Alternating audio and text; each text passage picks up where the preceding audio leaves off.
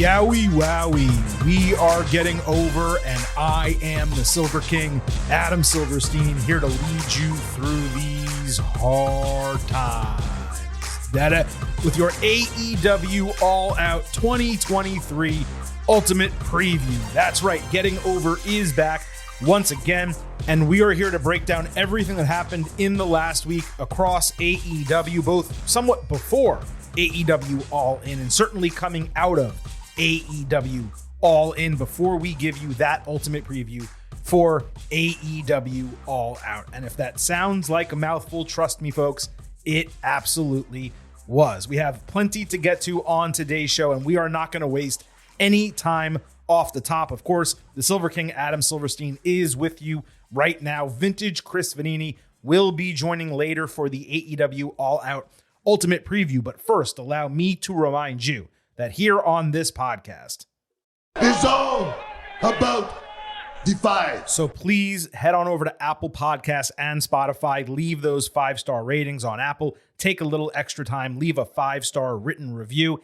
If you do, we will read it live right here on the show. Please also remember, I happen to love the number 5. And I hope you do as well, because for $5 a month or $50 for the entire year, you can become an official Getting Overhead. Just visit buymeacoffee.com/gettingover. Sign up. You will get bonus audio. You will get news posts, and your contributions will directly support the continuation of the Getting Over Wrestling podcast. Again, buymeacoffee.com/gettingover. Lastly, please do not forget to follow us on Twitter at Getting Overcast, not only for episode drops, news, analysis, highlights, all of that good stuff, but also so you can vote in our pre and post show polls surrounding WWE Payback on Saturday and AEW All Out on Sunday. We will take your pre-show and post-show grades into consideration as part of our instant analysis podcast, which of course will be published Saturday night as soon as WWE Payback goes off the air, and Sunday night as soon as AEW All Out goes off the air. Already in the bank this week here on Getting Over, we do have our WWE Payback Ultimate Preview, so if you missed that, be sure to go back and listen to it. And we have our NXT show that we also published this week. As mentioned previously, we are doing 5 episodes this week, coming off doing 5 episodes last week. That's 10 in 2 weeks, way more than the 4 in 2 weeks that we normally do, but we are thrilled here at Getting Over to bring it to you. Now, we have a ton to talk about on today's show. The focus should be and will be All Out. But I would be remiss if we did not circle back to the CM Punk controversy stemming from All In. So we are going to discuss that first. Then we're going to discuss everything that happened on AEW TV that did not directly result in build for All Out. And then, of course, Vintage Chris Vanini will join the Silver King for our AEW All Out Ultimate Preview. Now, going back to our All In Instant Analysis podcast, we already discussed a lot of the reporting on what happened at that show regarding CM Punk and Jack Perry. So I'm not going to go over that story as we've already shared it. However, further details have come out that we need to review. And certainly, as I'm sure you can guess, I have plenty to say about them. So let's start with the latest that has been shared coming out of Brawl In. And, I will try to keep it as short as I possibly can. But I think, when we talk about the CM Punk, Tony Khan, AEW situation, sometimes the stuff gets away from me. So CM Punk, after All In was over and the news had permeated throughout a ton of different media outlets, he went to work with his personal media guy and basically told his story, not just of All In, but of his trip to London. As he tells it, he was waiting in gorilla position, initiated the exchange, asking Jack Perry if he had something to say to him, and then it escalated into a chokehold. Punk laughably claims he did it to neutralize the situation because he's a quote-unquote trained fighter, L-O-fucking-L. He also said he did not throw punches, but there's apparently footage of the incident, so someone somewhere is going to see what's true and what is not. I should also note, by the way, that Tony Khan did his media call before All Out on Thursday when we taped this podcast, and he basically no commented everything as one would expect. Now, what I know is that you do not neutralize a situation between yourself and another party by turning it physical and putting them in a chokehold. By the way, if this all did go down in Gorilla, it presumably would have happened directly in front of Tony. So I'm not quite sure how much of an investigation is needed here. Now, continuing what Punk told his media guy, he claims he ultimately left Wembley Stadium of his own accord to not create further issues. Then he put himself over for ordering some chicken for the talent backstage. Like, he's literally trying to paint himself in a positive light, and his media friends are like happy to tell that side of the story. What a completely unnecessary detail to include in your story. I bought people food just to make yourself look good. Punk also complained through his media that no one from AEW met him at the airport. There was no car for him upon his arrival, and the number that he was given for a driver did not work, so he had to make his way to the hotel on his own. Even if AEW was supposed to do those things for him and failed, why the hell would he make that public as if he's some victim? AEW allegedly screwing up his travel doesn't change what happened at All In. Shit happens, grow up, maybe call the head of talent relations. Wait a minute, you can't do that because the guy hates you because you banned him from Collision. Did you ban him from Wembley Stadium as well? But here's the thing. Apparently, there was no talent or logistical support outside of flights and hotels being booked because that's not what AEW does. So Punk was not forgotten about. Everyone else on the card managed to get to where they needed to be, somehow except him. This is a 44-year-old man. Get on a train or whatever they have over there, call an Uber, you know the name of your hotel. It can't be that difficult. Imagine purporting yourself as a locker room leader and leaking this type of crap to a friendly media guy. This is dumb shit. It's stupid shit to paint AEW in a bad light and make yourself look like a victim. What's hilarious in all of this reporting is the details are so specific that perhaps no one other than Punk could have provided them. Like maybe AJ Lee if she was with him, or a friend if they traveled with him. But really, you know it's Punk because of how specific the details were. If you're reporting, you should be telling your source, being Punk in this case, hey, dude, you're giving me a lot. I can't put all that in there. It's going to be very obvious that it's you. But that's not what happened here. Now, moving to some unbiased reporting. PW Torch cites sources saying Punk actually threatened to quit AEW in the heat of the moment. He supposedly confronted Tony Khan in front of a bunch of other people in a really heated fashion, chewed him out, cursed, all that type of stuff. And apparently, this happened before he got into it with Perry. So the idea is that Jack made the comment during the match, Punk overheard it, then took Tony, got him all riled up, screamed at him, and then, after that was over, went face-to-face with Perry. I must note that this is not being reported elsewhere other than PW Torch, but per Fightful, Punk has told numerous people he, quote, hates this place, referring to AEW. I mean, that's incredible. And apparently Samoa Joe, which this is hysterical and it kind of harkens back to his role in NXT at the end of his run there, he played Peacemaker and calmed Punk down. Now, this match was set to start the show. There were concerns a change would have to be made. And in the hilarity of all hilarity, it seems the Golden Elite versus Bullet Club Gold match would have started the show instead. Could you imagine being the person gifted with the ability to tell Kenny Omega and Hangman Page, hey guys, CM Punk started another fight. You're on next. I would probably pay money to be that person just to see the look on Omega and Page's faces. Please remember, this Punk who supposedly hates AEW and this owner that Punk supposedly chewed out have done nothing but bend over backwards for him. Please remember, this guy publicly embarrassed his boss and the company after winning the AEW title. Then he got suspended, but came back as soon as he was cleared from injury.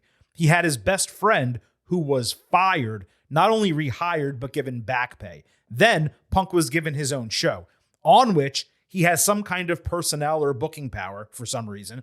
And he even gets to carry around the stupid real world championship still. So he kind of never relinquished that. But this guy still is leaking stuff to the media. He's still painting AEW in a bad light. He still reportedly hates it there. And he chews out Tony Khan at the start of the biggest show in the company's history because someone made a comment about him on TV. Man, we've talked about Tony's lack of discipline with Punk and how it's created an environment where Punk feels like he can get away with whatever he wants. If that has now escalated to not just disrespecting Tony while sitting next to him, but getting in his face and disrespecting him in front of talent in a more direct manner while talking about wanting to leave the company, Khan cannot stand for that any longer. He has to do something serious here. If Punk was a real leader, he would have let Perry's comment go in the moment. Then he would have addressed it with Khan after the show or the following week and had Tony, or suggested at least, Tony punish Jack while he kept his hands clean. But the problem is, Punk is not a leader. He thinks he's The Undertaker. He's actually 1997 Shawn Michaels. He spends tons of time respecting veterans, and he believes younger talent in AEW should grant him that same respect almost automatically. Bullshit. That's not how respect works. That's not how you get respected. You earn respect. Punk has not done that. Now, we've talked about this before as well. Tony Khan has fostered an environment where not only can CM Punk do whatever the hell he wants, but guys like Perry feel they can say and do whatever, whether online or even live on TV, and have nothing come of it. Because let's not get it twisted, and I said this on Sunday, Jack deserves significant punishment. Yes, Punk started this by leaking the Glass story to his personal media first in another attempt to paint him in a good light a couple weeks ago, the last time there was controversy. However, Perry instigated it weeks later, live during All In. And then, of course, Punk escalated it further backstage. Both deserve to be suspended. And according to multiple reports, both have been suspended. That's honestly the minimum that needs to happen. I've already said that I would have fired Punk after Brawl Out last year. Now, if he got physical first here, I would fire him too. Again, he wouldn't be on my roster anyway, but if I was Tony Khan and I let him back and then this happened, I would fire him. But let's not get this twisted, okay? Other talent knowing that Punk is soft and fragile and easy to anger and perhaps taking advantage of that to irk him, none of that makes it okay that Punk gets angry and gets physically involved. He's a human being, not an animal. The tiger's cage analogy does not apply here. The man should have restraint. He's 44. He's 18 years older than Perry. He's an adult, older than Jack Perry. And he's letting that pipsqueak get under the skin of a quote-unquote trained fighter? Really? You remember in The Office when Andy and Erin start dating and they're at that like Dave and Buster's place? Andy's talking about how he hates drama and he doesn't want any drama and he doesn't want people talking about them. Meanwhile, he's the one creating the drama and he's the one talking about it and no one else actually gives a shit. That is Phil Brooks. These are all the people that Punk has had issues with in the last 12 months. Matt Jackson, Nick Jackson, Kenny Omega, Hangman Page, Jack Perry, Ryan Nemeth, Christopher Daniels, Colt Cabana, Chris Jericho, Matt Hardy, John Moxley, Bobby Fish, Isaiah Cassidy, seemingly Miro, who kind of spoke out about Punk on Sunday, but there's multiple differing reports about whether he's at odds with him. That story is not quite clear. But other than that, that's 14 people. And those are only the ones we know about. Those are the wrestlers. What about backstage people? What about other wrestlers who aren't speaking up? This is the second time in as many years that people are talking about Punk starting a fight backstage rather than a tentpole AEW pay-per-view. This one at fucking Wembley Stadium with 81,000 people in attendance. Now, moving this forward, this has become a disaster for AEW because they had 3 shows coming up in Chicago, obviously including Dynamite on Wednesday that has already passed. Fans expect CM Punk to at least be on two of them, Collision and All Out. Now he's suspended. Does Tony bring him back for All Out and then continue his suspension after that? As a promoter, he might have to do that. And I can't really blame him if he does, so long as Punk is immediately suspended again afterward. This is not pro sports. There's no league office. He has some flexibility, but he also has thousands of paying customers in a key city that they have made their home base that he needs to satisfy. I'm not saying I would do it. I'm simply saying if Tony Khan puts CM Punk on All Out, I will understand. But it also depends on what the punishment looks like, especially from a long-term standpoint, and how this is ultimately settled. It's honestly amazing, now that I think about it, that Punk came back and got suspended again 2 months later. Hell, Tony might give him another show out of this. Look, let's wrap this up, okay?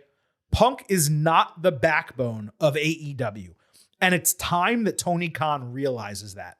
Punk did not buy into AEW when Tony first asked him to be that backbone. He was then disgusted that the Young Bucks text messaged him to reach out.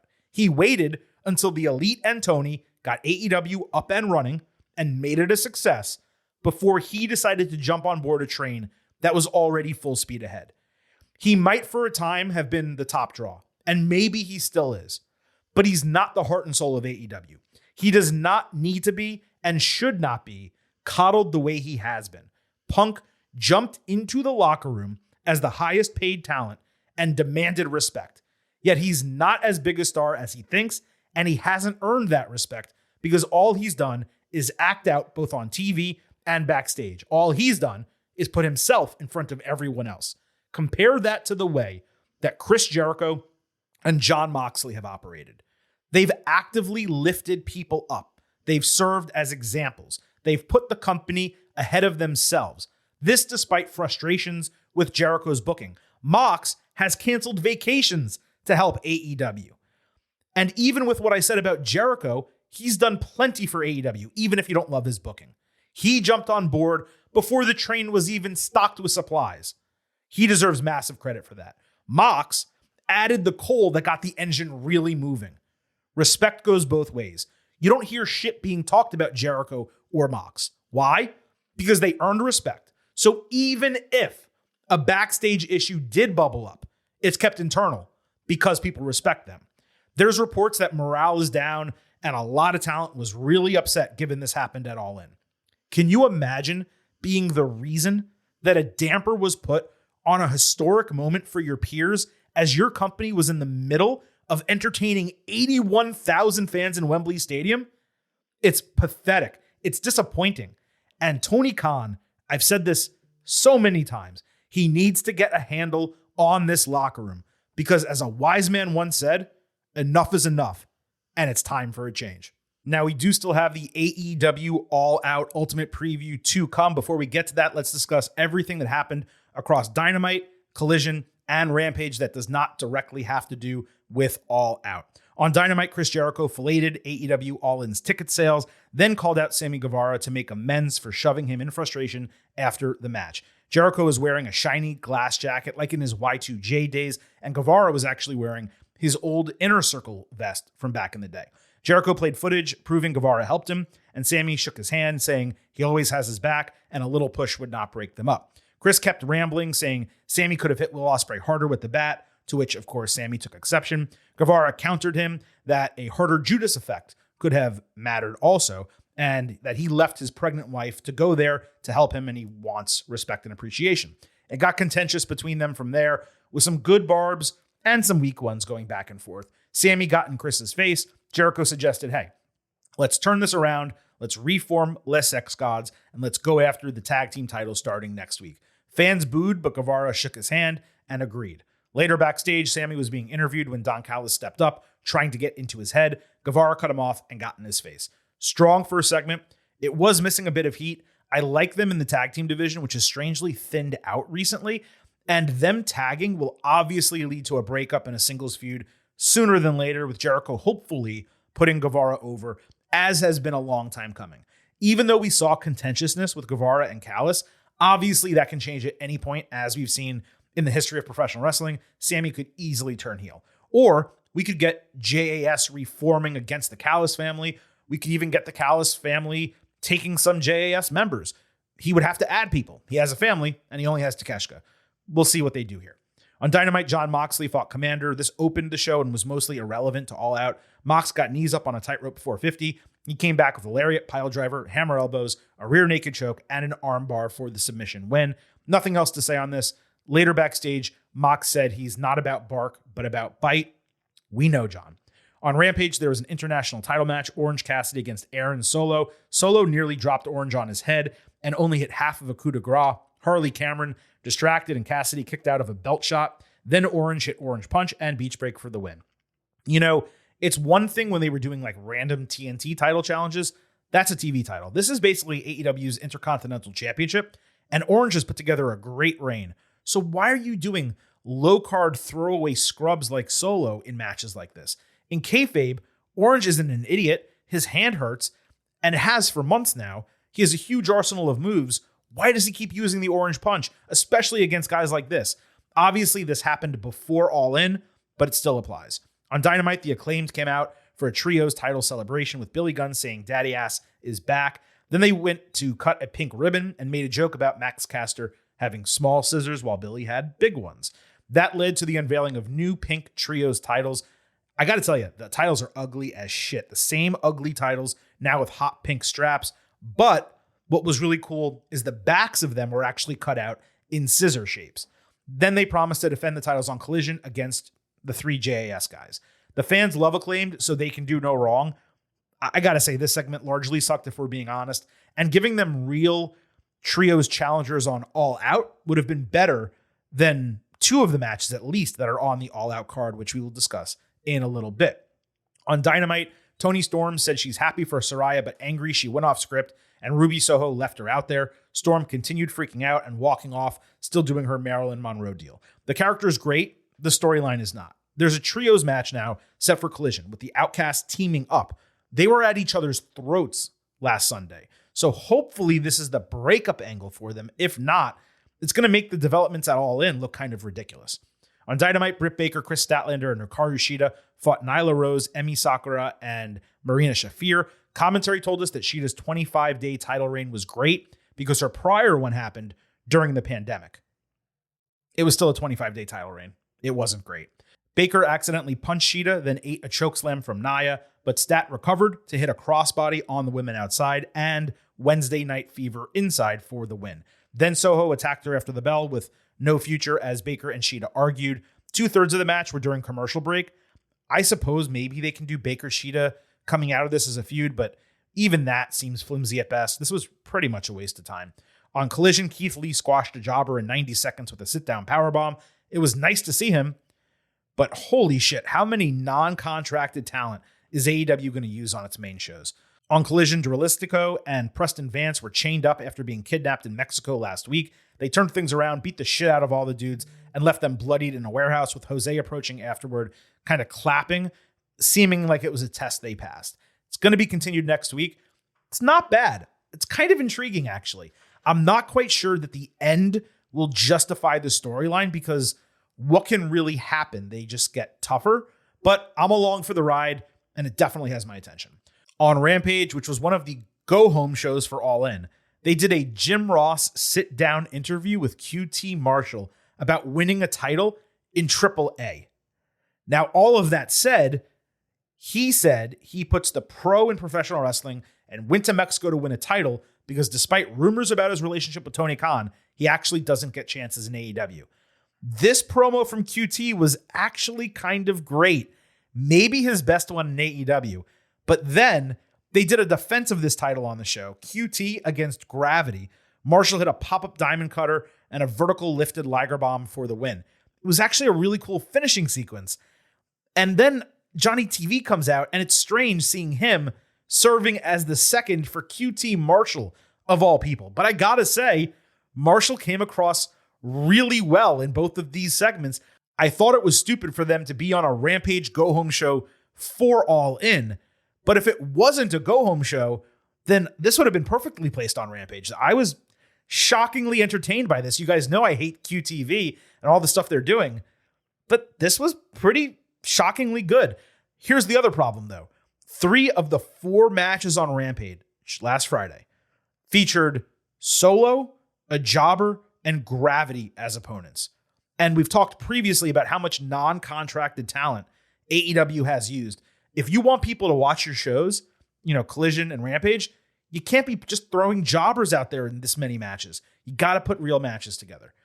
On Collision, Willow Nightingale fought Rob and Renegade. Speaking of, Caprice Coleman did a great rap, may have even been a freestyle, over Willow's entrance, which was seriously good.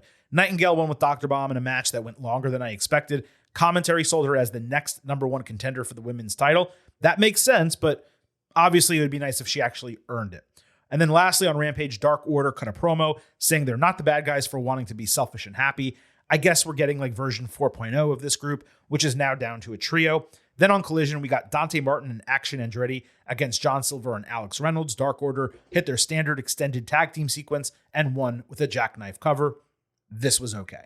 So with all that extraneous stuff now out of the way, let me welcome in vintage Chris Vanini for the AEW All Out Ultimate Preview. Chris, by the time we break this entire thing down, we'll wrap it up and give our overall thoughts on the card and so on and so forth. But I got to tell you, just right off the top real quick, it's 10 matches as it stands right now. Of course, we taped this show on Thursday. Rampage and Collision still have to happen, and who the hell knows what's going to go down on those shows. But for a 10-match card, it actually feels too large given the lacking storyline builds for many of the matches on the card. And I got to tell you, coming in, I find it to be very thin, if that makes sense. Well, yeah, I mean, of course it's thin. They just had the biggest show in wrestling history a week ago. There's not much you can do to really follow that up in a normal type of way. And it feels like you have to throw more matches on here to make it feel like a pay-per-view just based on what's on the card, as opposed to maybe 6 matches or whatever. You got to go big just to make it feel like it's not a special episode of Dynamite or something like that. So kind of feels like that, though. The whole running 2 pay-per-views in 2 weeks thing is bizarre. It was bizarre from the moment we knew it was going to happen.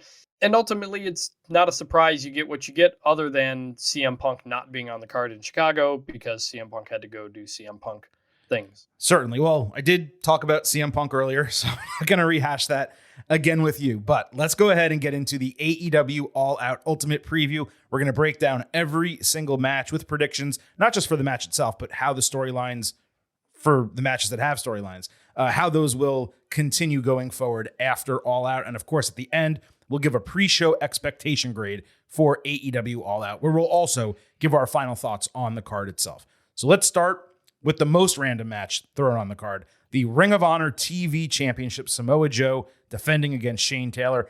I mean, dude, I don't even know what to say about this one, okay? It was built by a single taped promo from Shane Taylor on Dynamite, and it might have previously aired on Ring of Honor because there was a Ring of Honor microphone and it looked like it was taped for that show. The guy is a notable ROH name historically. He's never even had a television match in AEW, and now he's getting a Ring of Honor TV title shot against the guy who fought CM Punk for the the Real World title at All In, and he's getting it on what used to be AEW's signature pay-per-view. Who is this match even for? Like, who is this appealing to? The Ring of Honor fans, the 10,000 people that subscribe to that streaming service? What was the point of putting this on the card? Why not put a trios title match with the Acclaimed, your new champions? There were so many other things they could have done. This is ridiculous. Joe retains. I don't want to spend any more time on it. Yeah, it's for the Ring of Honor fans. I know the name. I've seen him a little bit, but I've seen him wrestle about Shane Taylor otherwise. Yeah, so I don't know. It is, again, you want Samoa Joe on the card, I guess, especially because you don't have CM Punk. Maybe you could have done something better than this matchup, but maybe this is the kind of matchup that appeals to those kinds of fans. So doesn't do much for me. Joe retains. I mean, Shane Taylor, again, he's a known name. I don't know that people are buying the pay-per-view to see him wrestle Samoa Joe. I really don't think they are. No, but there's a lot of matches on a lot of cards that aren't, you're buying it for that. And this is obviously the lowest one of them. I suppose, but look, just to give a minor comparison, right? And it's not apples to apples, but the two worst matches, quote unquote, on WWE Payback are either LA Knight Miz, and people are definitely buying it for LA Knight, or the non-match with Cody Rhodes in the Grayson Waller Effect interview segment, which maybe people are buying it because they want to see Cody Rhodes. My point being, they could have done something like either of those here and made a match that people at least want to see with a challenger people want to see. Shane Taylor, no offense to the guy, they're not buying the show for this match. They're not buying the show to see him, probably, or Samoa Joe either, given they just saw Joe at All In. That's really all I'm trying to say. Yeah. All right. Miro versus Powerhouse Hobbs. These guys got the dual taped promo package on Collision where they somehow knew what the other person was saying. Excalibur also put over the match. And that was it. Not much additional build. And as I've said before, there's really not even a storyline here other than Hobbs wanting redemption for a bunch of recent losses. So he challenged the guy whose nickname is the Redeemer, who did nothing to him, and they had no beef previously. It's also a match that neither guy should lose, given their stations in AEW. You have Miro, who came back 2 months ago and has basically only squashed jobbers on Collision. You have Hobbs, who it looked like was getting a push when he won the TNT title, only to drop it very soon afterward. And he's still somehow, granted, he's not in the segments every week, but he's still somehow stuck with the QTV people, and it looked like he might turn on them, but he didn't. So the only way to explain this is that QTV costs Hobbs the win, and he mercifully turns on them. But that is something that should have happened months ago. And again, we're in a match where Miro shouldn't lose and really Hobbs shouldn't lose. So given those options, you have to have Miro win unless there's something coming out of All Out. We talked about how there's the thing with Punk that apparently was not a real argument, but some said it was. Unless there's like a punishment for him here, which I don't think is the case, I have Miro beating Hobbs, and hopefully Hobbs, uses it and they do something with him. Because again, I don't understand the purpose of this match.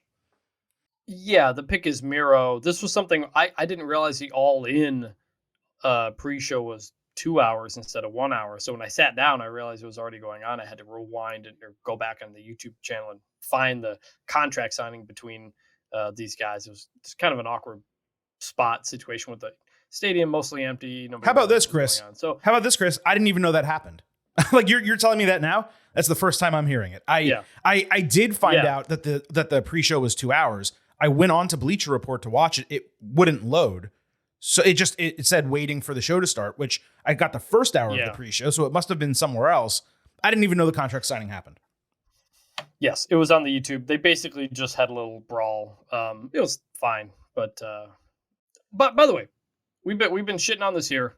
Give me a big meaty men slap and meet. Oh yeah, because that's what we're okay, yeah, for sure. And I am excited to see that. No, I mean, first of all, it is big meaty men slapping meat, but it is two men bumping meat at All Out. Oh, we got two big meaty men bumping meat tonight. And there's going to be a lot of beef out there. There's a lot of beef out here. And really, I hope they reinforce the ring post. Reinforce the ring post. The beef's going to be flying tonight, gentlemen. Because there are going to be some big meaty men slapping meat at All Out. Big meaty men slapping meat. That's what I want. Great call. Completely overlooked it. My anger at the lack of storyline. I overlooked that we got two big meaty men slapping meat. Thank you. We don't get that very much in AEW or really in WWE right now. So we'll appreciate that. Hope these guys can beat the crap out of each other and have some fun. Hobbs he needs wins. Like he keeps getting put in feuds where you can't really have him win. Have him beat up on a bunch of guys for a while. Get something going before he goes and fights Miro. But instead we're here, so we'll see. I need some meat. Yeah. I just realized I had one more I could play, so there you go. But yeah, Miro has to win this for sure. On Dynamite, there was an NJPW Strong Open Weight Championship match. Eddie Kingston defending against Wheeler Yuta. Kingston sold an injured right arm that Yuta attacked late in the match. Eddie then hit a half and half suplex plus a spinning back fist. Yuta did not go down, so Kingston hit a second one and got the win. Kind of a mini banger here. Claudio Castagnoli walked around the ring. He refused to look at Kingston after the bell. He lifted Yuta up, and they left together. Kingston tried to goad him into coming into the ring the entire time. He wouldn't do it. I thought it was solid storyline continuation, though, it's Ring of Honor focused. But this led into an all-out match announced with pretty much no fanfare. They announced it after Dynamite on Twitter. And it just kind of seems like something they threw together to build out the card. It's going to be Eddie Kingston and Katsuyori Shibata against Claudio Castagnoli and Wheeler Yuta. So I believe 3 of the 4 people in this match are champions. 2 Ring of Honor champions, 1 an NJPW champion. Still interesting. So we have Yuta, who just lost Wednesday. He, to me, makes the most sense to take an L here. But we've thought that previously in matches with him, where he's surprisingly not just not lost, but actually been the guy to get the pinfall. And you know the way AEW loves to 50-50 book, where if someone takes an L, that they want them to get that win back as soon as possible. I suppose Yuta pinning Shibata could lead to a title match if they want to go that route. The goal, though, is Claudio and Eddie facing off at the end of the day. And if that's the case, it would make much more sense, I think, for the heels to win. But then again, you have Claudio who's ignoring Eddie, and Kingston may need to do something to make sure that Claudio can't ignore him anymore. I don't think the result matters that much. I mean, clearly the match doesn't matter that much because they didn't give us a storyline like to lead to the match being booked on television, although there is a storyline, don't get me wrong. So I'm going to pick the baby faces here just for lack of having a reason really to pick the heels. Kingston, Shibata. I think it'll be a good babyface pop for Eddie and Shibata to win a match in Chicago. I think people would love that. Yeah, I mean, I always think Eddie Kingston is the most underused person in AEW. Not that he's not used, he is, but he's sometimes over on Ring of Honor. He should be cutting a promo on Dynamite or Collision every week. Yeah. The LA Knight. He should have the LA Knight track for sure. Yeah. Exactly. Like he is that special and unique, and people get behind him. You just got to give us a little bit more on the screen. I am going to go with the heels here, just because Blackpool Combat Club's been getting their ass kicked quite a bit, losing these big team matches. They get a win back here, pin Shibata. Although I do like your idea of, at some point are we getting to an Eddie Kingston Claudio Ring of Honor world title match where Eddie Kingston wins? Maybe. I mean, and that should be to set us up down there. That should be what's happening in Ring of Honor. I mean, you want people to watch that. Yes. You make Eddie Kingston the champion, I would watch it. Speaking of something you'd pay to see, I would pay to watch Ring of Honor to see Eddie Kingston beat Claudio for the Ring of Honor World Championship. So I would not, but I would watch clips online versus now not paying attention at all. So yeah, I'm just gonna go with the heels because they just haven't. They need some wins, but your idea makes sense. This is a tough one to pick. Well, it's also good for us to have different predictions on matches that really don't matter. So you know what I mean. And this is one that the finish. I mean, the team that wins doesn't actually matter in the grand scheme. TBS Championship, Chris Statlander against Ruby Soho. Ruby challenged Stat on Collision, and Stat later accepted because she's sick of the outcast. She said she's sick of being stepped on and disrespected. I don't really know who's stepped on her or disrespected her, but you do you. Stat's done nothing since winning this title, as we've talked about. I do think this is going to be a good match, though. It's 2 really solid in-ring performers for the company. Stat, one of the best female in-ring performers for the company, but it's not tough to predict. Tony Khan did not wait 9 months for Stat to get healthy, extending Jade Cargill's excruciatingly painful TBS title reign, just to have her win the title and then drop it a couple months later on All Out, which is like a B-level show now, to Ruby Soho. That's not happening. Stat retains the title. Agree on the pick. Agree this should be a pretty good match. I feel like I just haven't seen Statlander that much, even since she's won the title. So just good to see her again in wrestling, because that's what we love. So just need her on my screen more. She retains here. For a long time, she had a bunch of just match with no storyline. And then they, granted, there is a minor storyline here. They've gotten contentious with each other over the last few weeks, but it's still not based on much, is really the point. TNT Championship, Luchasaurus defending against Darby Allin. On Rampage, Luchasaurus came out without the TNT Championship for a non-title squash match with a chokeslam and a lariat to the back of the guy's head. Christian Cage watched on a monitor, and there's literally nothing else to say about this because there's no further build, so we're just going to move to the match prediction. But, I mean, I guess there's something to be said for, like, Luchasaurus retaining, because Christian is doing a really good job, holding the TNT title despite him not having won it, right? But at the same time, Darby's gone through so much recently, in all the matches that he's had. I think he beat Christian clean on Collision, if memory serves. Then obviously they just won the casket match, and Christian was involved in that, even though that was not the original plan, at All In.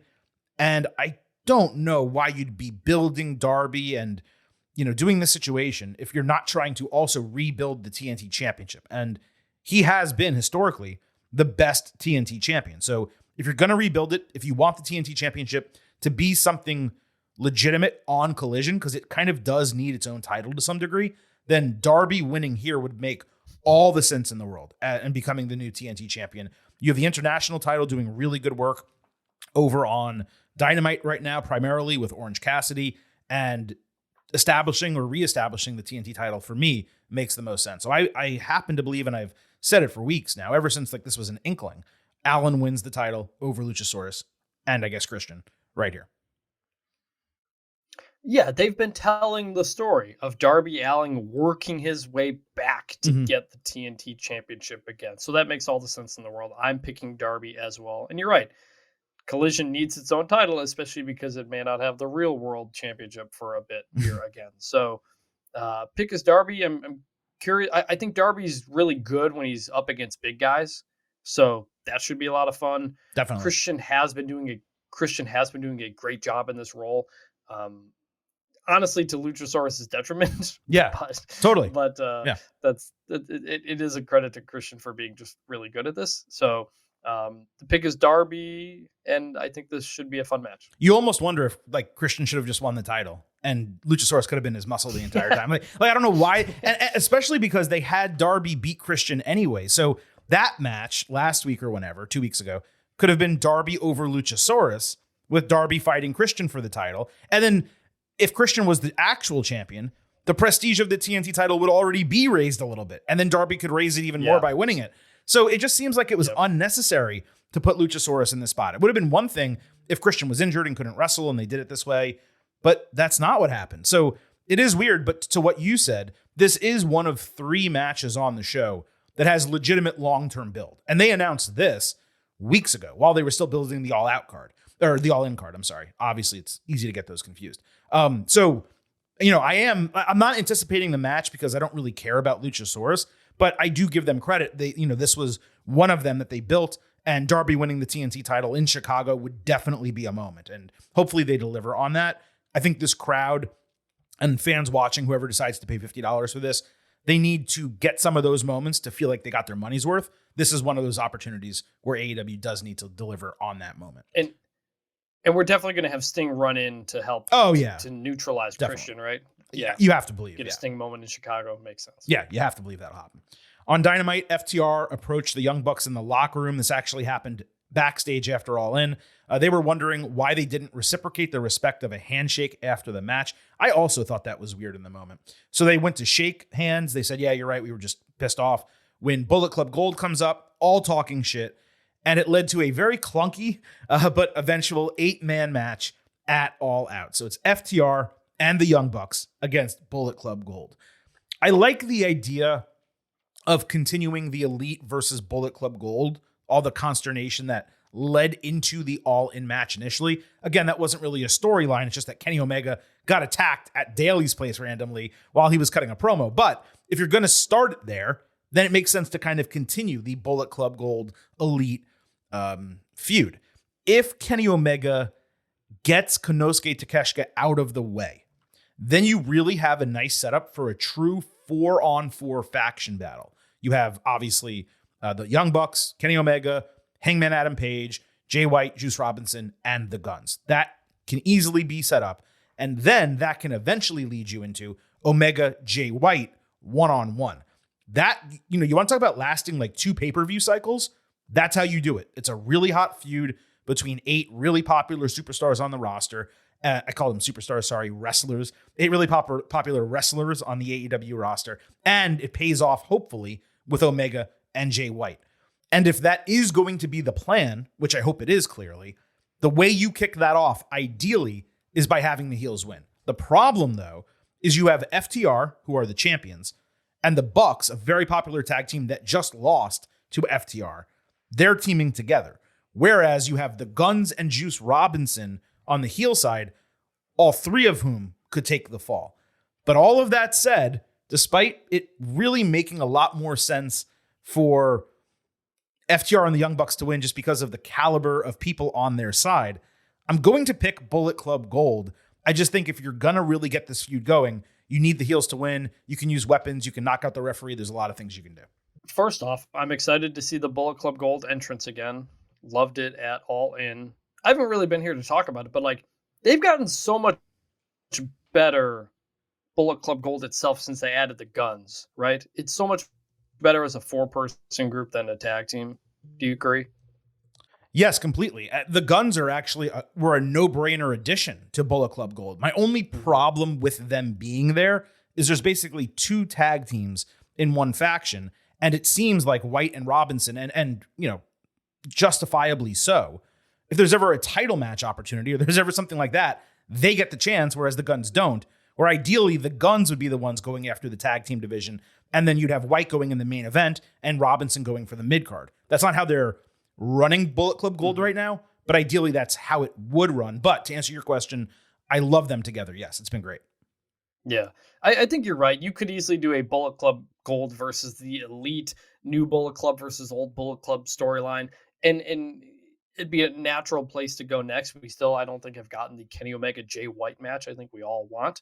But also, like, you can have a faction lose to a non-faction and then they just keep going forward, because we've seen this multiple times with Blackpool Combat Club. So I'm picking FTR and the Bucks here, but I think the storyline continues on.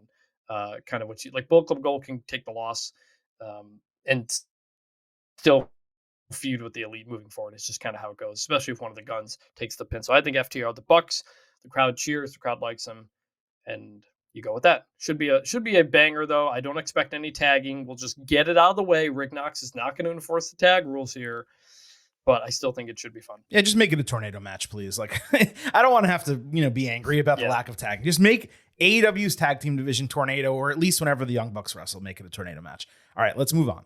On Collision, Ricky Starks brought Big Bill out for another jobber squash match that Bill won with a chokeslam. Starks then beat the Kid with his belt and promised to have a bigger strap next week. So, do you remember a few weeks ago when Starks said he was going to cause chaos on Collision during his suspension? That apparently means being the 4th person to work with Bill and to hit jobbers with a belt. Like, his promos have been exceptional, but this booking is absolute dog shit. The booking of Starks on a week-to-week basis is what I'm talking about. So then, what's the idea of it? Hey, our Ricky Stark storyline is that he's not going to wrestle. That's our storyline. Like, what? Well, yeah, I can't believe that was the decision they went with. Well, yeah, I mean, that doesn't really make sense. But if you're going to do that and you're going to make him a manager, and even if you're going to have him get Big Bill, then have them beat the shit out of some real people, like kick some ass backstage, interrupt matches and kill them. He said, I'm going to create chaos. I'm going to tear apart Collision. And all he's done is brought out Big Bill for 2 matches, which Bill's won in squashes, and then he's beat a guy with a belt. That's not chaos. I mean, chaos, take over the show, sit in the middle of a ring with a chair and cut a promo until someone makes you leave. Like, there's a million different things they could do, but that's not chaos, is what I'm trying to get at. So Retribution caused more chaos than Ricky Starks is. Retribution caused more chaos than Ricky Starks. It's a fantastic point. So Dynamite ends, okay? And then on social media, AEW announces that Starks is going to challenge Ricky the Dragon Steamboat to a strap match, and he's going to make that challenge this Saturday on Collision. So obviously that match, of course, is not going to happen. I presume, Chris, that the original idea was to do this exactly what they're doing, and then CM Punk would, of course, step in for Steamboat, and he would defend the real world title against Starks in a strap match as the main event of All Out. Would make all the sense in the world. That would have been a weird booking because Punk is a tweener at best, and to most right now a heel, but being in Chicago, of course, he'd be as much of a babyface as possible. But with Punk supposedly suspended and his status up in the air, they only really have 2 options. They can give a break in the suspension and have Punk show up at Collision and All Out, and then restart the suspension, which, look, I mentioned this previously.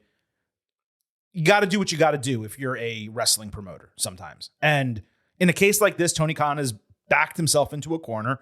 He really does need CM Punk on at least one, if not two, of the 3 Chicago shows they're doing this week. So I'm not going to blame him if he reinstates Punk, lets him do those 2 matches, and then resuspends him. But in lieu of that, if they're not going to have Punk do that, then they basically need to pick another babyface to step in and save Ricky the Dragon Steamboat. Who the hell that could be, I actually don't know. The best case scenario would probably be to use like Andrade El Idolo, but he's disappeared recently for personal reasons, apparently. Another option, a great option, would be Wardlow, who has disappeared for no reason, apparently. I have no idea what they're going to do here. It makes it very difficult for us to do an ultimate preview where it seems like they're going in one direction, but perhaps they're not going in that direction because, again, CM Punk is supposedly suspended. So we move on to our preview of Ricky Starks versus to be announced in a strap match because it's not going to be Ricky the Dragon Steamboat. So yeah, look, here's the prediction. If it's Punk or Wardlow or a top level babyface, then I guess I would pick that person to win. If it's a lesser babyface, I would say upper mid-carder or lower, then I would pick Starks, with the idea being that they would go back and have Starks Punk once he's presumably reinstated at some point. That's my prediction. My question is, since we already have the precedent, can't CM Punk just get his manager's license and show up at All Out now? I guess he could get his manager's license and work with Steamboat. Let Steamboat be the guy in the match. But Punk is the one who wrestles, beats the shit out of Starks, kicks his ass, and then just takes Steamboat and throws him on top of him for the win. In kayfabe, that would work. Yes. No. In kayfabe, that would work. In real life, CM Punk is not going to be at the show. So wait, hold on. Before you give your prediction and stuff, you're thinking no way Tony Khan reinstates him for Collision and Dynamite, even in a short window. No. Okay. You can't. Okay. Whatever happened at All In and the different stories, like you gotta put your foot down on this. I hope you're right. If it does, I'm looking forward to your take on the podcast. Well, what I just said, I said I won't blame him for doing it. He's a wrestling promoter. They have 3 shows in Chicago. Like, I get it. If there was an exception to be made, this is the exception. It's a pay-per-view 1 week after another pay-per-view. You're in Chicago. It was supposed to be your main event. If he goes back on suspension after that, I would find it acceptable, and I probably won't go crazy about it. Really? Because again, he's a wrestling promoter. Him but like he's got like a manager Chris, in your job. Like the idea of unsuspending someone for like a minute only to resuspend him, that's crazy. I know, but you have to think about it from a business standpoint. Like, look, I know I've been hard on Punk and especially Tony Khan, and deservingly so. And I'm certainly not backing off of any of that. But he sold thousands of tickets for this. He wants to sell hundreds of thousands of pay-per-view buys. It's CM Punk in Chicago. It was clearly being built for this. The guy's not injured. So it's like, again, I don't know that I would do it. I'm just saying I would probably understand the business decision in this case because it's such a short window. If this was a month out, I would say it's ridiculous. Or if it was 2 weeks out, I'd say it was ridiculous because you can easily build a storyline. But in this case, I think I would give him a break as long as Punk goes back on suspension.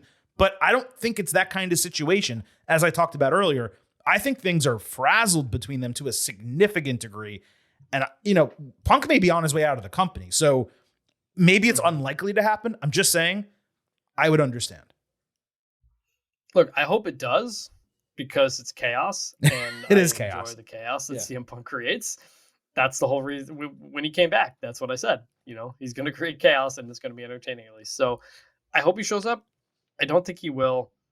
As a result, I don't think this is the main event. There's something else we'll talk about that I think will be the main event, and maybe deservedly so. So this whole thing's been weird, and I just keep thinking about the stipulation of Ricky Starks got suspended, but he can still be there. So CM Punk is suspended in kayfabe. He should be able to be there, although he wasn't suspended in kayfabe. So whole thing's weird. Feel bad for Ricky Starks, who I think was doing a really good job with CM Punk stuff, and then it just completely fell off a cliff. And then this happened. He's great. We'll see what happens, I guess. Yeah, no doubt about it. And of course, this is. Do I make a pick? Do I even make it? Do we make a pick? I made a pick. Do we pick Ricky Starks or do we pick TBD? I made a pick. You may not have been listening, but I made a pick. I picked, if it's Punk or someone like Wardlow, like a top level babyface, then I picked them.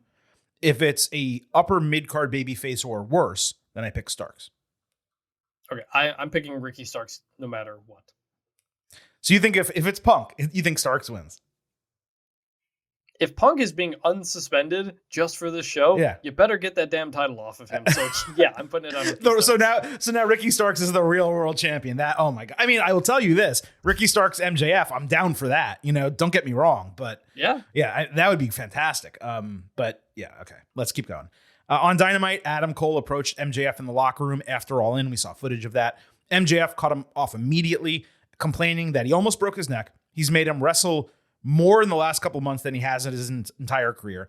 And now there's a battle royal on Rampage to set a number one contender for the ROH tag team titles at All Out. How MJF knew about this tournament 6 minutes after ending the greatest main event, or not the greatest main event, but the main event for the biggest wrestling show in history, I have no idea, but apparently he's clairvoyant. And again, he also noted that there's going to be a tournament to face him for the AEW title at Grand Slam. So MJF, well, he was hysterical here as per usual, but it doesn't make the booking any less ridiculous. They are booking a pay-per-view match that obviously won't result in a title change in 48 hours notice. And here we are 72 hours before the show previewing a match that's not fully booked. I mean, it is because something happened at Rampage that we'll talk about. But in reality, Chris, if you're only watching, the shows that are in front of you, you don't know who's challenging them for the titles. Yes, it's weird, but it makes sense. Look, these are your two biggest guys in the company. They just main evented the biggest show ever. You got to get them on the card. And if you're continuing the friendship storyline, great way to do it. Makes sense. I think this has a really good shot at being the main event. No chance. For the opener. I just think it's tough. It's this or something else that I think will be the main event. Oh, we got more. And you think... Good. Whoever they're wrestling, like there's no major tag teams that they're going to fight. So like, is this main event worthy? I don't know. It's Adam Cole and MJF. They're your hottest thing. It makes sense to end the show with it, but we'll see. Yeah, I don't know. For me, it's a no. I didn't even think when they announced it, regardless of who the challengers are, I didn't think it was a possibility. So let's keep going about Dynamite. Then we'll talk about the match. Cole hit the ring soon after this, putting over All In and saying he's sure he'll get another shot at the AEW title eventually. Cole promised MJF will be healthy for All Out when Roderick Strong and the Kingdom interrupted. Strong complained about Cole caring about MJF's injured neck and not his. Mike Bennett cut him off doing a promo with his back to the hard cam pretty much the entire time. He said Cole forgot that the guys mean more than the fans. Then Matt Taven criticized him for joining the Bullet Club and then going to Florida and taking most of their friends with him. Taven said, now Cole has leached onto MJF, and he's always been selfish. Cole replied that friendships change, and MJF is now his best friend. Strong refused to accept it. He promised to enter the Grand Slam tournament and beat MJF for the title. Yeah, right. Could you imagine? I thought this was brutal. The only thing worse than a Mike Bennett promo is a Matt Taven promo, and the only thing worse than a Matt Taven promo is a Roderick Strong promo. And we got all three of them in a single segment. The jealousy angle, though, it does make sense. When you're doing a friendship gimmick and juxtaposing that with jealousy, that is really smart. And Roderick Strong is very funny. He's been doing a great job in this role. What's really funny that I don't think people have put two and two together is when he got injured in NXT in kayfabe, in the Creed Brothers storyline at the end of his run there, he had a neck brace and he was selling that kind of injury. So it's actually in some ways dating back to what happened in NXT when he got written off, except obviously separate doing what they're doing here. So again, the angle makes sense and the friendship gimmick makes sense and the jealousy and all that. But this was really bad on Wednesday. I didn't think it was really bad. I thought it was okay. The friendship stuff and all that I made sense. I actually thought Taven's promo was fine, all things considered. My biggest issue was Cole being like, well, I lost. Oh, well, we're friends type of thing. Like, I kind of wanted to dig into that more. I kind of wanted to go deeper into Adam Cole's psyche and how he's feeling. Does he regret it now? Like a couple days later, has he been thinking about it? We didn't get really into that. I don't think enough, and we probably won't. Is AEW just kind of doesn't do promos like that. So I thought it was fine. I didn't think it was really bad. Okay, fair enough. So let's move to the match. Ring of Honor Tag Team Championships. Better Than You, Baby against TBD. Now, the best teams I saw in the graphic were Aussie Open, the Hardys, and Best Friends. I thought it would have been quite something if Aussie Open won the titles back 7 days later at All Out. That would have been a huge eye roll if they did that. It would also be an eye roll if the reign lasted a week to put them, let's say, on the Kingdom, though that would have made sense in storyline given the segment we just talked about. But I don't even think the Kingdom are in the Rampage match. I don't think they're part of that. I say were because the match was taped on Rampage already.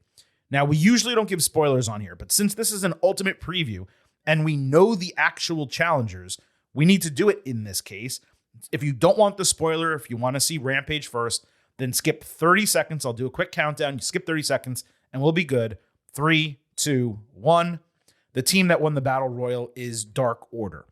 So look, it's probably going to be a fun tag team match, but MJF and Cole are obviously retaining over them.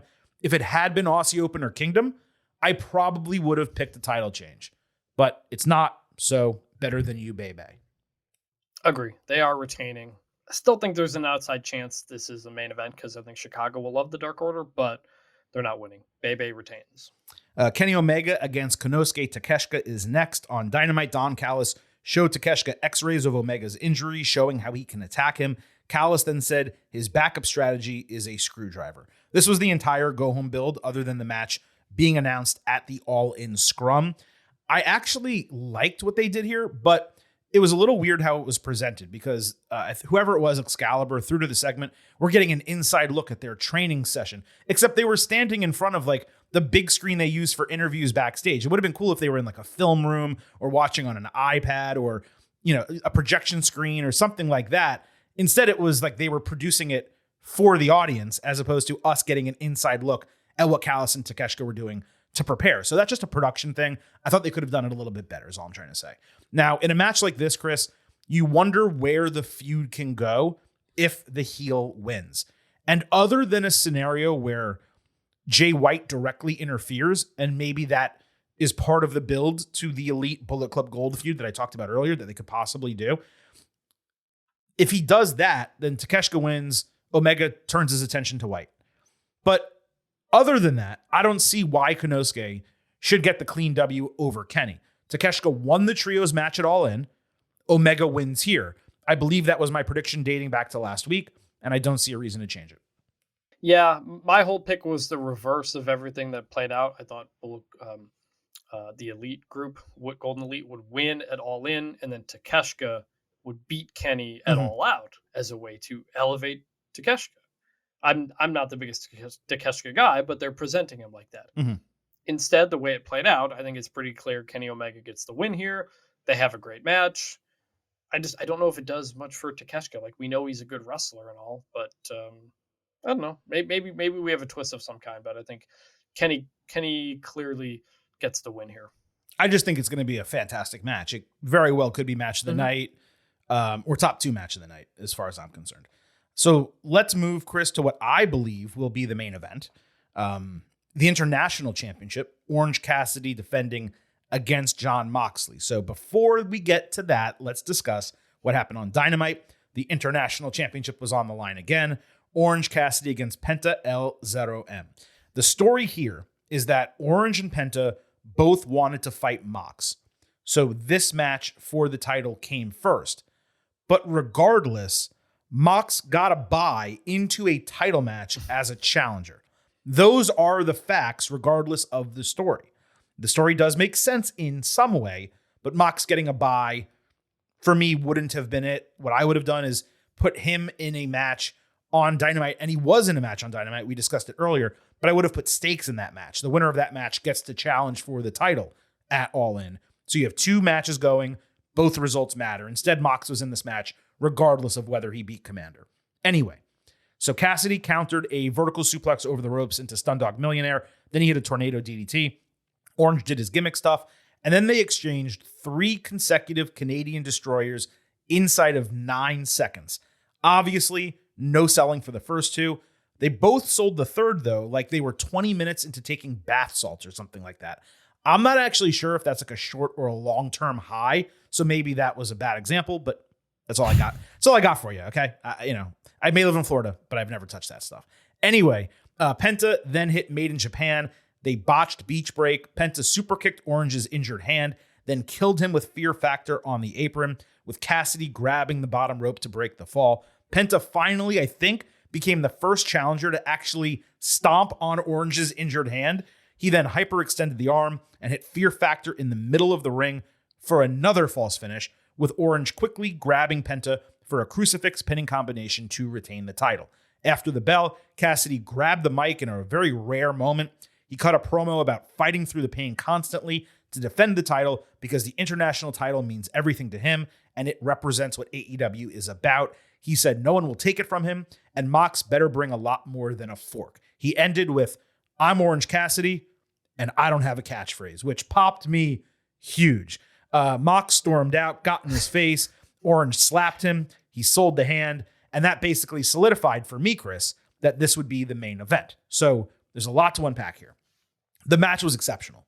Outstanding from bell to bell. Literally the only 2 things that bothered me were, first, the pinfall, because I've been telling you guys this for weeks now. AEW excuses as many losses as they possibly can in situations like this, and they protect far too many people by doing it.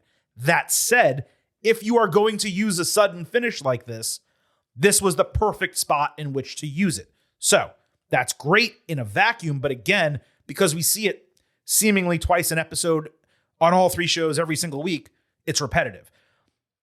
And then second, Chris, while the Canadian Destroyer spot was a sight, do not get me wrong, But I'm afraid I've got some bad news. it was also the official time of death of the Canadian Destroyer, Wednesday, August 30th, 2023 at like 9:56 p.m. Eastern. Mark it down. The move is dead.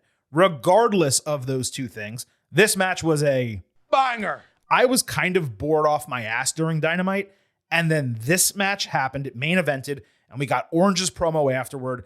It was well worth the 100-minute wait to get this match and that promo. 4.25 stars and an A, even despite some of my frustrations on the end. And again, beyond the wrestling, Orange was outstanding in the promo. They needed him to cut that in order to make this the main event. This was the first time I ever saw him as a guy who can actually be the main AEW champion. It's going to require a lot more character tweaks like this, but they could get there. He did a great job putting over the prominence of the title, the success of his reign, and his will and his might and his fight. That should make it hit harder when Mox cuts him like a fish on Sunday. Do we still have the Orange Cassidy drop on the board? Of course we have the Orange Cassidy drop. He got I think it's over. worth. That is not it. It's got about as much chance of getting over as Orange Cassidy. This is the match. I agree. Should and probably will main event All Out. And it's not just because it's 2 great guys. It's a symbolic moment here after yet another CM Punk blow up. After all the drama around Punk, around the Bucks and stuff like that. The history of AEW, the most consistently reliable guys in the company have actually been Jon Moxley and Orange Cassidy. Orange Cassidy's always there. Jon Moxley skips vacations to come back and take title reigns because other things are going on. These 2 guys have really been part of the backbone of this company. And they deserve that spot in for this title in that main event spot at All Out when it was supposed to be a CM Punk show. Orange Cassidy has done such a good. I remember like when he debuted. Oh, it was funny. It was a funny thing. Oh, but how long was this going to work? We all remember the Pac match and stuff like that. And it's such a credit to this guy that he has slowly adjusted the character over the years, where it stayed just fresh enough, where I'm still really excited to see him, where people still pop for him, and where he can go on a long international championship title reign and it feels legitimate. Mhm. He has brought so much prestige to that championship through what he has done. He has put that title really on the map, and it matters now. And it was so important for us to hear from him that it matters to him, because his whole character has been, I don't care about anything. And it's not that anymore. It's I do care. It's I care in my own way, and I care in these subtle ways that you may not realize, but eventually I'm going to tell you. And so it's going to mean something when, like you said, Jon Moxley guts him like a fish and takes that title away. I hope this is not a blood and guts match. I hope Orange Cassidy doesn't have to come off with another giant Band-Aid on his head like he did at the All-In paper post scrum after what he went through in the match. But it's a Moxley match. It's probably going to happen. But it's going to mean something when Cassidy loses. And I hope in a way that people boo Moxley, you know? Yeah. Maybe that means gutting Orange Cassidy, where he is a heel. He is a heel, but people are going to cheer him. They're in Chicago. Maybe this is something that cements a real heel turn. And maybe Orange Cassidy gets some time off after this, because he probably deserves it. But awesome stuff ending Dynamite there. I just want to see Mox be the first guy who realizes this guy has an injured hand. I'm going to eviscerate this hand. I'm going to break it. I'm going to hit it with a steel chair. I'm going to use a sledgehammer. I'm going to stomp on it. I'm going to put it between the steel steps and the ring post. He should do every single thing he possibly can do to break this hand, because for some reason it's been injured for 3 months and the guy keeps throwing the orange punch and winning matches with it for the most part, yet it's not getting worse. You know what I mean? But now we know it's injured. He's been selling it as injured. Obviously, they did the orange punch with the glass wrapped around it at All In, which was a great spot, by the way. So now you have the heel, who is the purveyor of violence, and he's, you know, the most hardcore guy in the entire company. He should be going full Pete Dunne on this thing. He should be breaking the fingers. Like, he should just be destroying this hand. And if they do that on top of have a great match, which I think they're going to have a great match, then this will be a fantastic main event and a perfect capper to All Out that really could main event most shows, especially if the AEW championship is not going to be on the line, as it's not going to be on the line here. So again, the right people, the right match, the right storyline build. I mentioned there were 3 matches on this show that had deep, long-term builds. Orange and Mox, they've been building for months. So a lot of credit for the build here, putting the match in this spot. Do I wish it got intense a little bit earlier than it did? Sure. But for a go-home moment, holy shit, this may have been one of AEW's best go-home moments, because it established Orange Cassidy's reign almost as much as all of his defenses have previously. It established him as a serious competitor who's not just kind of walking through it and lucking through some of these victories, but rather a guy that's purposefully gone out there and won all these matches. We already know Jon Moxley's a badass, but now Orange is like giving him the finger. Yo, dude, you may think this is a joke. It's not a joke to me. I'm going to beat your ass. When have we ever heard that from Orange Cassidy? So we got character development. We got storyline development. We got it elevated into a main event spot. And we got on that came after a banger of a match with Orange and Penta. So, you know, again, Dynamite on Wednesday. I'll tell you, honestly, I largely disliked the show. I found it extremely boring, as I mentioned earlier. But this main event, the final 20, 25 minutes of Dynamite, were worth sitting through the prior 100, 105 minutes. And more than anything else, we got a reason to feel sad if and when Orange Cassidy loses it. Oh, totally. And that's what you need to feel. Yeah. It can't just be, oh man, I can't wait to see these guys have a great match. No, it's, man, this belt meant something to Orange Cassidy, and he lost it. And I feel bad about that. That is the connection we make with pro wrestling. That's why it's amazing that this character, whose whole approach to wrestling is that he supposedly doesn't care, you find out he does, and you care with him, and then it gets taken away and you feel bad. That's the money right there. Yeah, the guy indifferent to everything really cares about this one thing, and Mox is going to take it away from him and come off like a total asshole heel, which helps his character. It helps Orange's character. And then if Cassidy takes a break, which hopefully he does, and comes back refreshed, then you have a guy who's one of your top babyfaces possibly in the company. You can make an argument he already is, but when he comes back, he definitely would be if he takes time off. So definitely excited for the main event of All Out. And we talked it up pretty well. I think people sometimes believe we're negative about AEW or one thing or another. I mean, I don't think we could have praised that even any more than we did. So very excited about the main event. That said, Chris, it is time to officially move into our grades segment. We will give a pre-show expectation grade for AEW All Out. And you all, our listeners, our Getting Overheads, can do the same as well. Please do not forget to follow us on Twitter at Getting Overcast. We will have pre and post-show polls, both for WWE Payback on Saturday and AEW All Out on Sunday. You get to vote, and your votes, I was going to say, but your results of those votes will be read on our respective instant analysis podcast. So we see how Chris takes the show, how the Silver King takes the show, and how all of you take the show as well. Chris, let's get right into it. We will give our grades along with our thoughts on the overall card. And of course, because it is our grade segment, you always get to go first. So Vintage, what is your pre-show expectation grade for AEW All Out? This has to be the toughest pay-per-view we've ever graded, maybe in the history of the podcast, because it's so not a pay-per-view in many ways. They threw some title matches on there. I think we picked 2 title changes, but there's no real like big main event type of stuff. It's a rare, truly B-level AEW pay-per-view.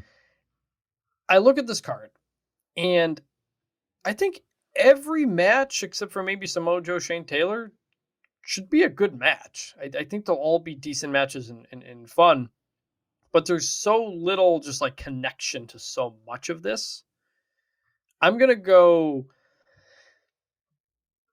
B-, right on the verge of a C+. I just think the main event pushes it over to a B-. But this is largely a special Dynamite episode. Frankly, I don't even know if it's that. I think Grand Slams have been better than this. But, you know, when you do a pay-per-view 1 week after the biggest show in wrestling history, you're kind of out of options. And when you're not putting MJF or Cole into a championship match or something, it misses. So B- is my pre-show grade. It frustrates me that you go first on these segments because I'm not even joking. Like, I wrote down B-, and it's exactly where I'm at. Look, there's really no good reason for the All Out card to be this week other than the CM Punk situation. Even if he had a match with Ricky Starks for the real world title, a strap match added, it would improve the card, don't get me wrong, but it wouldn't change the tone and tenor of the card because you would know going in that Punk isn't losing a strap match to Ricky Starks. Tony Khan is the one who decided to do these shows back to back. And even when All In was first announced, there was still plenty of time to build 2 legitimate pay-per-view cards back to back. I'm not saying that it was a good idea. I'm saying it could have been done. No.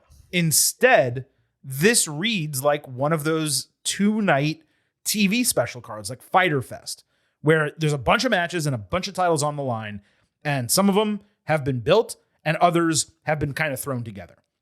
You have Orange and Mox, Omega and Takeshita, Luchasaurus and Darby Allin. Those legitimately have longer term builds. And yes, there are other matches that relate to storylines that happened at All In or things that have happened on TV, but that have largely just been thrown together without like a direct reason for those happening on the show. A backstage confrontation between FTR and the Bucks and Bullet Club Gold, for example, moments after a match at All In. That's not a storyline build to a match. It's a reason for a match happening. We want more reasons for matches happening on Dynamite, which is often gives us random matches. When you have pay-per-views and you're asking me to spend $50 as a consumer, I want storyline builds for matches happening on that card. The Go Home Dynamite accomplished nothing besides announcing a few random matches. And of course, Orange and Mox. Again, I should have said the first 90 minutes of Dynamite accomplished nothing. The final 30 minutes absolutely did. It built the main event for this show. I get there were hiccups building the Dynamite card because of the hurricane in Florida. That doesn't change what's actually booked on this card for All Out. So I'm with you, B-, and I'm giving that grade with benefit of the doubt because the talent on the card can put on really good matches that overcome a lacking build and lead to an entertaining show. I cannot go higher than that going into All Out. And I do think that the ceiling is probably a B plus. Can they get there? They absolutely can get there. It would probably take matches being interwoven with storyline continuation for that to happen, or just like a situation in which there's 2 5-star matches on the card or something like that. But here's my question for you, Chris. It's a 2-part question. If we did not do the Getting Over Wrestling podcast, number 1, would you order All Out after having ordered All In last week? That's part 1. Part 2, if All Out was on its own, let's say it was 3 weeks from now, and this was the card, would you order it individually? First one, no. If the current place, I think I said this on the All In show, but my brother usually pays for the AEW shows. I pay for the WWE shows and some other things. He bought All In. He's not buying All Out. So if I want to watch All Out, I'm going to have to pay for it. And I guess I'm going to have to pay for it because we're going to have to do a podcast on it. Yeah. I hadn't thought about it until this moment. But it's also going to be at the end of a fucking long weekend. For us, yeah. Football for you and me. The Payback show on Saturday. Just it's going to be a long weekend, and I'm curious at the end of this card how we're going to feel. If this was 3 weeks from now and it wasn't a 2 wrestling show card on the opening weekend of college football, I'd feel differently for sure. I would feel more apt for that. Now I have a question for you. How would you feel about this card if we had an MJF versus Roderick Strong championship match on it? Do you think that would add enough oomph to it where it would feel like a worthy card, where you had a world championship match going on? Is CM Punk and Ricky Starks also on it or no? No. Given what happened at All In on Dynamite, MJF is there in person. Roderick Strong confronts him, and MJF, being a babyface, offers Roderick Strong a title shot because of what he did to him at All In. Boom, you get a main event title match for All Out. Do you feel like that's something this show is missing? Because that's what I feel. I don't feel like it's missing a world title match because I'm okay with pay-per-views not having them. And we've been conditioned for this, right? Because of WWE with Roman Reigns not appearing on certain B-level shows. The problem is WWE does not ask you to spend $50 for their shows. It's $10 a month, a little bit more if you want the, no ad situation, which I pay for. So you're asking me to plop down $50 for the show. And you're telling me MJF and Roderick Strong, where I know MJF is not going to lose the title to Roderick Strong, would be the impetus for me to spend $50 when I previously wasn't going to. It wouldn't change it for me now. I think MJF and Cole being on the show is interesting. I would have preferred them against a real tag team opponent. I'm not trying to denigrate, but they're not going to win the titles. At least I don't think they're going to. Now, maybe the Kingdom interferes and wins and they do something like that. But my point is, it's not like they're defending against the Young Bucks or hell, even the Hardys, or Lucha Brothers or, a team like that. If you had a match like that on the show with Adam Cole and MJF teaming against the top tag team, it still wouldn't get me to spend $50, but it would get me more excited about the show than MJF and Roderick Strong. Interesting card. I wish Cole and MJF were in a bigger spot considering what they just did in the main event, but it's kind of what AEW does. So let's hope this is not too long of a show. I'm 10 matches. Mildly looking forward to it. I am mildly looking forward to it, but mostly for Mox, Orange Cassidy. It's a 10-match show.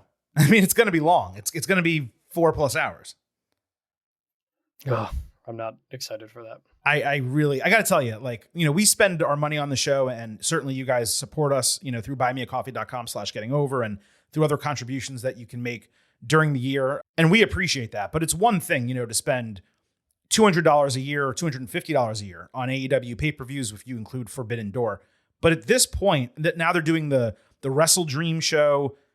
I mean, they're going to be asking for, $400, $500 a year in pay-per-views that I don't, maybe their fan base is so dedicated where they're just like, hey, we can get as much money out of them as we can and they're not going to change. But I have to reconsider, to double the amount that we spend on AEW pay-per-views just to do this podcast.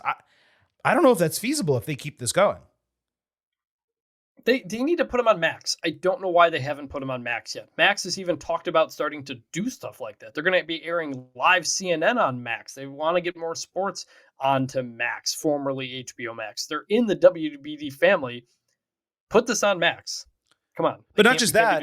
You can't be asking everybody to spend $50 a month all the time like this. Why can't this be $29.99 or $19.99 or $24.99? Like, why couldn't they have just, you knew they were making a ton of money from All In. Tony Khan knew, AEW knew, Warner knows. Why couldn't they just drop the price on this and get it so it's affordable for more people and it makes sense? Again, $100 in 2 weeks, that's asking a lot. And I'll tell you straight up, if we weren't doing this show, I would not order this pay-per-view. Agree. Same. All right, folks, that was the ultimate preview for AEW All Out. It was also our third of 5 shows this week. A reminder what is already in the can. We have your WWE Payback Ultimate Preview and, of course, your NXT show as well. And still to come this week on the Getting Over Wrestling podcast on Saturday night, as soon as the show goes off the air, we will have your WWE Payback Instant Analysis. And on Sunday night, as soon as this show goes off the air that we spent all this time talking about, we will have your AEW All Out Instant Analysis. Do not forget to follow us on Twitter at Getting Overcast for episode drops, news, analysis, highlights, all of that good stuff, but also so you can vote in our pre and post show polls for AEW All Out and, of course, the day before WWE Payback. Please also remember that the Getting Over Wrestling podcast It's all about the 5. So leave those 5-star ratings for us on Apple Podcasts and Spotify. On Apple, if you leave a 5-star written review, we will read it live right here on the show. Please also remember, I happen to love the number 5. and I hope you do as well, for $5 a month or $50 for the entire year, you can become an official Getting Overhead. Just visit buymeacoffee.com/gettingover and sign up. You get bonus audio, news posts, and of course, you directly support the show. We also have a function there, by the way, where you can support the show on one-off basis. So without a subscription, maybe you're already subscribed and you just want to throw us a little bit of support financially. Maybe you want to cover our coverage of AEW All Out just on the same page, buymeacoffee.com/gettingover. There's an area where you can buy a coffee or buy a meat is the way we have it termed. And you can give us any amount that you want. And I promise you, if there are any contributions, we will use all of those funds for the show itself. Thank you all for listening to this edition of the Getting Over Wrestling podcast. It is time for us to sign off and to leave you with just 3 final words. Bye for now.